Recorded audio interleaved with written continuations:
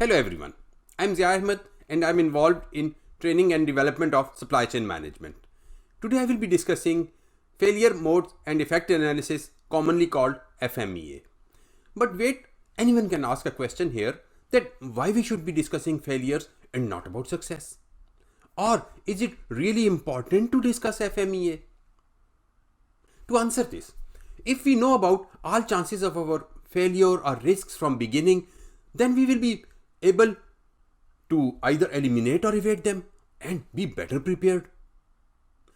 Going back to our topic, FMEA is a process analysis tool to identify, quantify, prioritize, and evaluate potential failure modes or risks to any system and their causes and effects in a systematic way. It is generally done when a new system is installed or current one is redesigned. In simple words, we gather all the information or possibilities about what might go wrong with a product or system. This must be done for every item or system separately. In large scale organizations, we try to do it for as many items as possible because doing it for all the items is either very difficult or near to impossible. FMEA helps a lot in continuous development if done regularly by a diverse team comprising preferably of leaders from different departments. Let us see how it works. First, a team is made who gathers all possible failures or threats and their causes from company records. Then, research is conducted and brainstorming sessions are held to identify more threats, their severity, occurrence, and our ability to detect them. There is no fixed principle for assigning level to severity and detection. Companies develop their standards after experience by trial and error method. Number of occurrences can be taken from company records. After this, the critical important task of assigning risk priority number or RPN is done by multiplying severity, occurrence and detection. Generally, a numeric value between 1 to 10 is taken. Risks are then ranked in the descending order as per their respective RPN.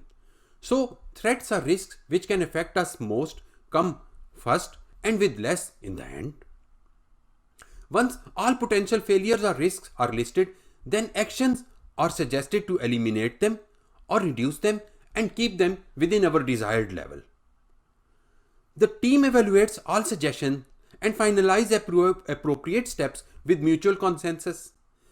Approved measures are then implemented after gaining consent from top management. There is no fixed format for FMEA. Let us see a simple traditional format. You can see first column is for processes or sub-processes which are needed to be evaluated. The second shows what is crucial to quality. The next columns are for input failure and output failure. Then there are columns for severity, occurrence and detection, and we assign a numerical value between 1 to 10. As discussed earlier, RPN is a product of these three values, so its minimum value can be 1 and maximum 1000. Then there are columns for causes, controls and plans to counter them. In the end, we summarize what we really want to achieve from FMEA. So our three main goals are: number 1, reduce risk of failure.